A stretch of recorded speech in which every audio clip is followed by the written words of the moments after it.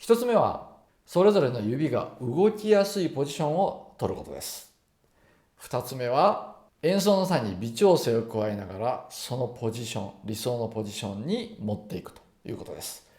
この2つのキーポイントを押さえて、指と指の独立を目指していきます。皆さんこんにちは。今回は指の独立について解説していきます。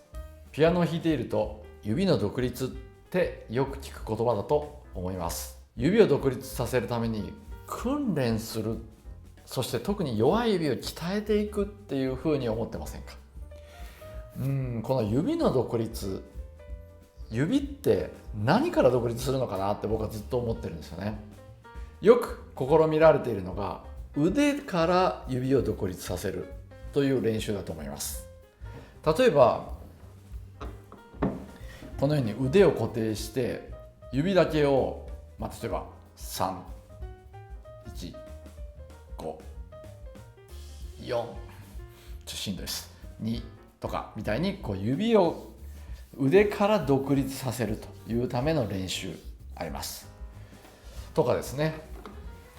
例えば特定の音を押さえたまま4だけみたいな、こういう風な動きでの練習っていうのもあると思います。これによって腕から指を独立させて動かすことができるようになるっていうことのメリットもあると思うんですけど、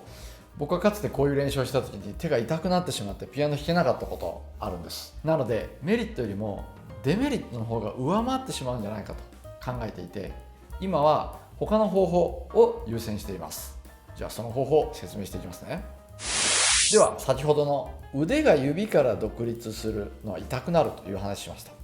じゃあこの腕が指から独立するのではないとすると、指は何から独立するんでしょうか？指は指と指が独立します。そのためには指それぞれが体と協調するポジションをとって指と指を独立して自由に動かすということを目指します。つまり指の独立とは、腕を固定して指だけを動かす、腕から指を独立させるのではなくて、腕を自由な状態にしてこそさまざまな筋肉を連動させて指を活発に動かすことができるという状態じゃないのかなというふうに僕は考えてるんですね。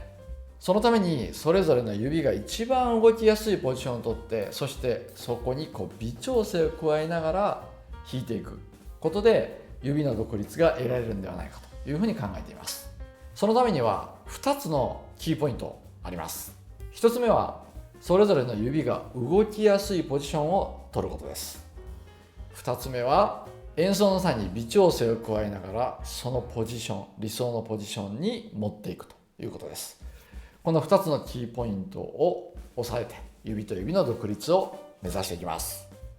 ではまず1つ目の、それぞれの指が動きやすいポジションを取ることを解説します。指は実はこの前腕の延長線上にある時が最も動きやすいです。つまり親指が前腕の延長線上にある時は親指が一番動きやすいということになります。例えば小指が前腕の延長線上にあると小指が一番動きやすいということになります。では具体的にピアノで弾いているとこ見ていきたいと思います。はい、まずは親指。このような形が最も居心地のいいポジションです。じゃあ人差し指は、はい、中指。そうですね、いつも前腕の延長線上に指があるということです。薬指、はい、そして小指、このようになります。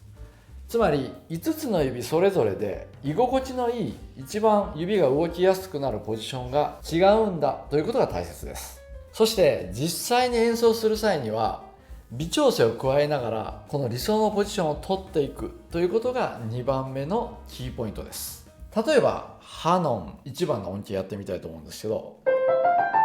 こういう音形ですよね。例えばドの時はこの辺りが一番前腕の延長線上にあります。で2の指を弾くミの時はこの辺になりますよね。3、4、5、4でまた3、2で1で2、3、4、5というようになります。例えば幻想即興曲ですけれども、2の指で始まって3、延長線上にあります。1の指、この辺りですね、この辺り延長線上にあります。4、5でまた3、延長線上です。でまた1が来て3、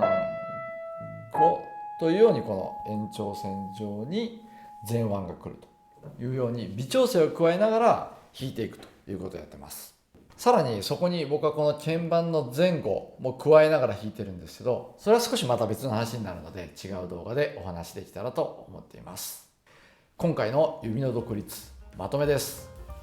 指が弱いから訓練して強くするよりも、正しいポジションに置いて指を機能させ、そしてより強い筋肉と連動させることの方を僕は優先しています。指が動きやすいポジションは各指に1つあるということですので、それらを微調整しながら様々な指で組み合わせていくということです。まずはシンプルな音形、例えば先ほどやったハノンみたいなシンプルな音形から確認してみるといいと思います。初めはすごく意識しないとできないと思うんですけど、そのうち何も意識しなくても自然に心地いいところに手が微調整してくれるというようになってきます。ぜひまた一緒にやってみましょう。